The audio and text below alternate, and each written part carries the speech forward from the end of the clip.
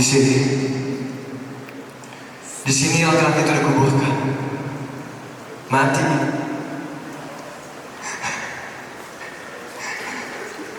Ia menerima hukuman meskipun tidak pernah terbukti melakukan kesalahan.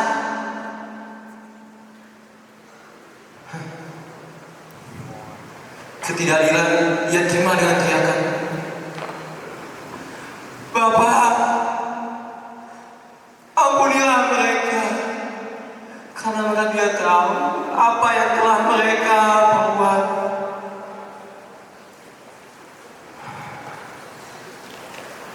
Hanya karena ia mengaku sebagai Tuhan. Apa dia layak dihukum mati? Apa dia layak dihukum mati? Omong kosong macam apa itu? Bagaimana dengan pembunuh, pencuri, pemerkosa, dan melakukan kejahatan yang mementingkan lainnya? Mereka lakukannya secara terang-terangan. Tapi apa? Apa? Mereka hanya dengan bebas.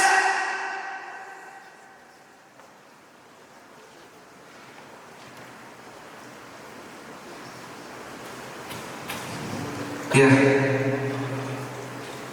laki-laki itu bernama Yesus. Ia tidak pernah berusaha. Bahkan ia seringkali menyembuhkan berbagai macam penyakit. Orang buta dapat melihat kembali. Orang tuli dapat mendengar kembali. Orang lumpuh bisa berjalan lagi. Bahkan ya, orang mati sekalipun bisa hidup kembali. Lu biasa bukan?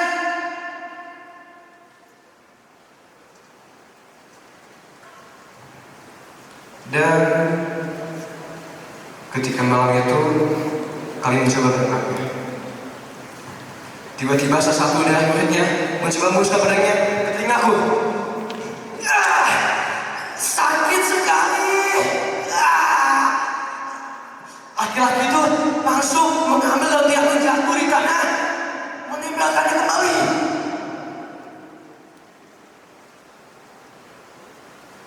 Dan lihat ini, lihat, kumiku kembali semula. Sungguh di mana Allah.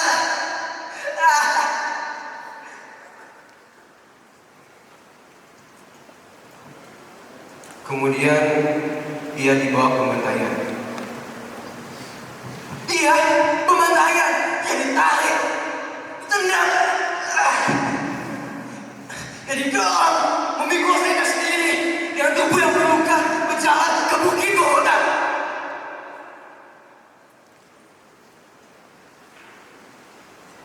Orang-orang yang bertolong itu kemana? Kemana? Bahkan orang yang bantu memikul salib Yesus bukan salah satu di antara mereka. Juga bukan salah satu di antara sahabat Yesus yang sekali menemani dia bertolak bersama-sama. Hei! Kemana orang buta yang telah ditolongin, yang telah dibantu itu kemana? Bahkan sampai sebelum itu kemana? Kemana? Kemana orang buta yang telah dikasihkan kembali? Kemana? Woi, kemana dibalik gua dan kali dimakan mati dan ikan? Itu kemana? Kemana? Woi, kemana? Woi.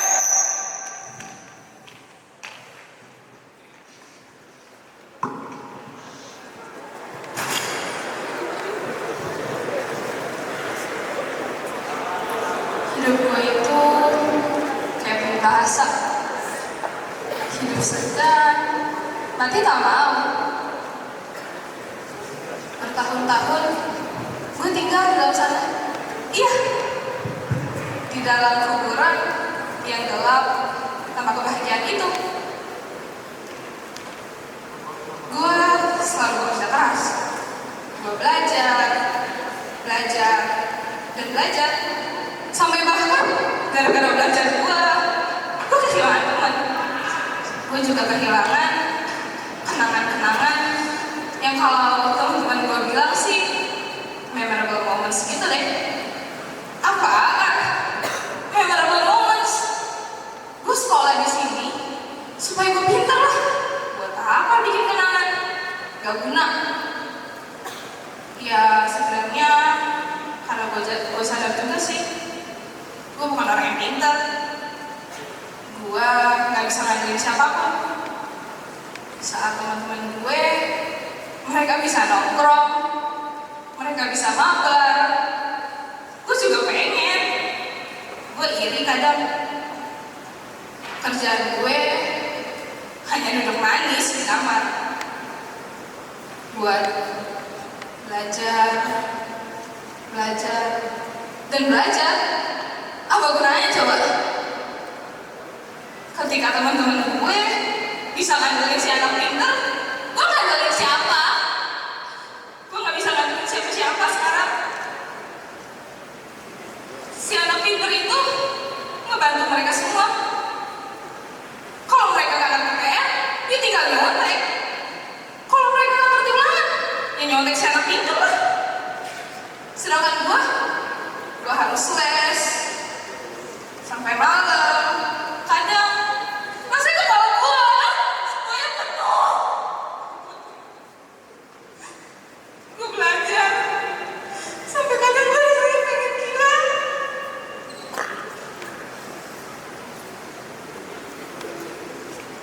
Kalau kata guru-guru dan orang tua gue, rajin itu angka pandai. Iya, gak apa-apa capek. Kan bersakit-sakit dahulu, terus kita bisa bersenang-senang kemudian. Tapi ini apa? Kalian bisa lihat ini? Iya. Merah. Gue dinyatakan gak lulus. Sejak semua perjuangan gue,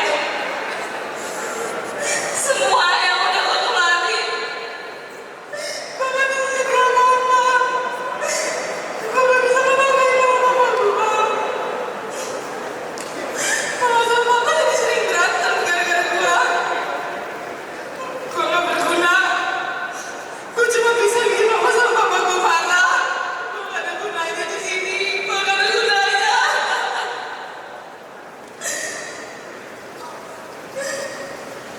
Kalau katanya usaha gak bakal nyihatin hasil, tapi ini apa? Sombong! Usaha itu nyihatin hasil. Gue berjuang sampai malam, gue belajar, tetep aja gue gak dapet apa-apa. Kayaknya gue harus balik ke SMAHI. Gak ada gunanya. Buat apa gue sekolah mahal-mahal kalau gue juga gak jadi apa-apa? Gue bodoh. Bodoh.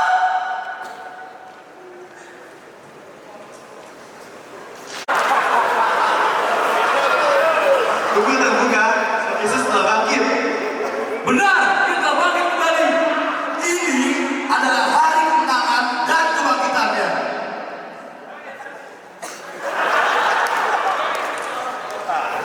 Terus kenapa bawa umatnya dari kegelapan menuju terang yang kekal? Ternyata ialah terang yang selama ini kita nantikan. Dalam Dia ada hidup dan hidup adalah terang manusia. Terang itu bercahaya dalam kegelapan dan gelap itu tidak menguasainya. Mari kita persiapkan diri kita untuk berjalan bersama Yesus. Yesus ialah terang yang telah membuka jalan bagi seluruh umatnya. Kita berdiri dan dengan penuh sukacita kita merayakan kebangkitannya.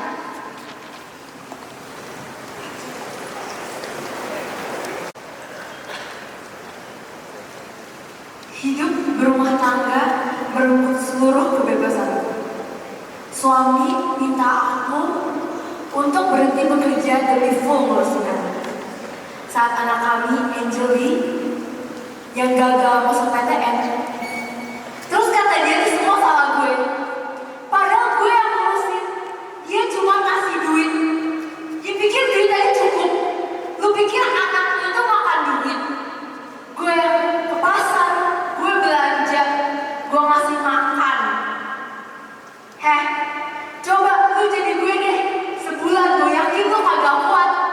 Coba sini gue tantang.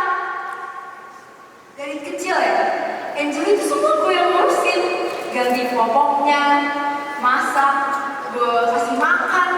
Dia gak ada bantu-bantu sama sekali. Kayak capek juga tau. Masa ya, gue cuma mau keluar negeri sama teman-teman gue mau healing. Kagak boleh sama tuh orang. Gue kagak boleh keluar negeri sama teman-teman gue.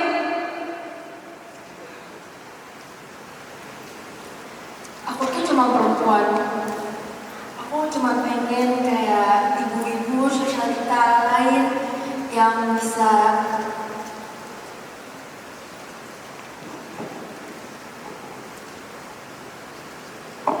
ke salon, bisa ganti makeup artis, bisa nail art. Gue juga pengen kali pergi keluar negeri, keluar kota, kemana kek? Yang penting kayak di rumah doang, bosen tau gak sih ngeliatin muka yang sama.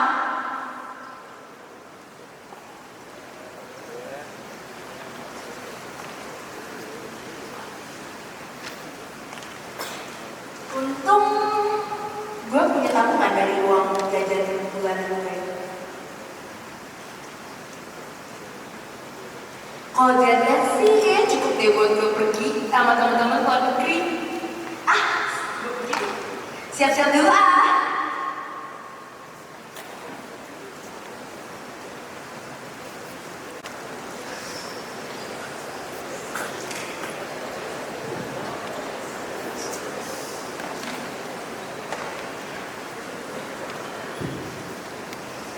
Bapak, aku nggak tahu apa rencanamu buat kedua keluargaku. Tapi aku percaya kok bahwa engkau akan mendatangkan kebaikan untuk keluargaku. Tapi tetap aja, hatiku tetap dipenuhi oleh rasa gelisah.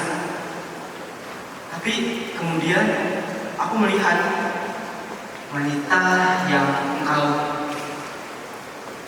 telah berikan di sisiku menjadi sosok yang sangat kuat. Aku tahu dia mau bantu cari nafkah karena situasi keluarga kita lagi gak baik. Tapi aku takutnya dia bakal kecewa.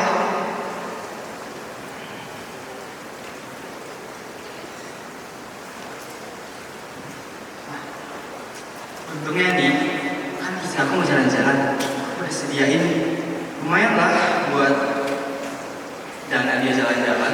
Aku udah nabung buat kamu. Aku kayak kok nggak keluar dari rumah. Ya lumayan lah buat motong pengeluaran. Aku juga kayak kok nggak ikut outing. Ya nggak kayak suami-suami itu. Katanya sih ngomong istrinya cuma rapat. Aku nggak mau jadi suami egois kayak gitu, nggak adil. Aku juga udah siapin tabungan buat anakku anjir gitu. Tapi kasihan, dia udah kerja sangat keras tapi dia malah nggak. Mungkin Tuhan punya rencana lain buat dia.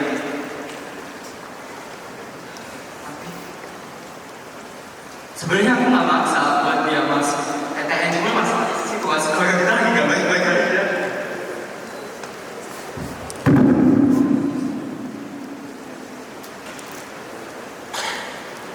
Aku cuma bisa terima dengan lapang dada saat pimpinan aku cuma bilang bahwa gaji aku bakal dipotong. Ya aku cuma lebih baik itu sih daripada kena PHK sih. Tuhan, aku udah lelah dengan persoalan hidup ini. Aku tuh suami, aku tuh harus tegas, aku tuh harus menjadi kepala keluarga. Apa aku yang terlalu egois ya? Baiklah,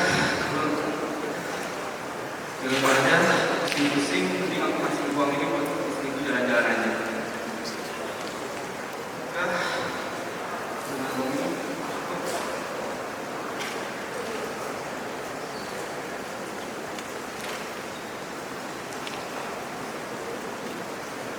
Semoga cukuplah buat dia keluar dari. kurang dikit lah.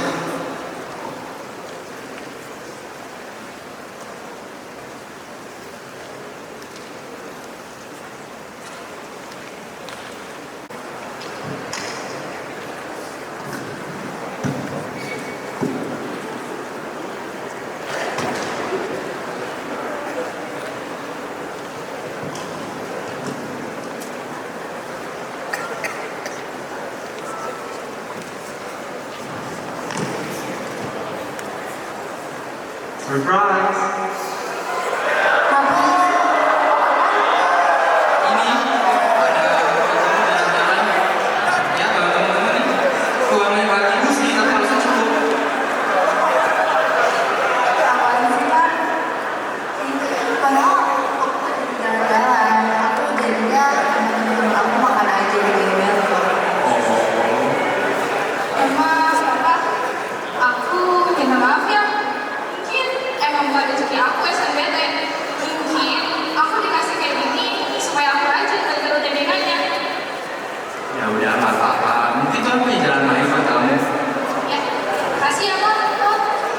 Walaupun hidup sedang tidak baik-baik saja, kita harus terus bersyukur. Karena Tuhan pasti selalu ada rencana untuk kita. Terus berkarya untuk memuliakan namanya. Selamat merayakan Hari Paskah. Dan Tuhan memberkati.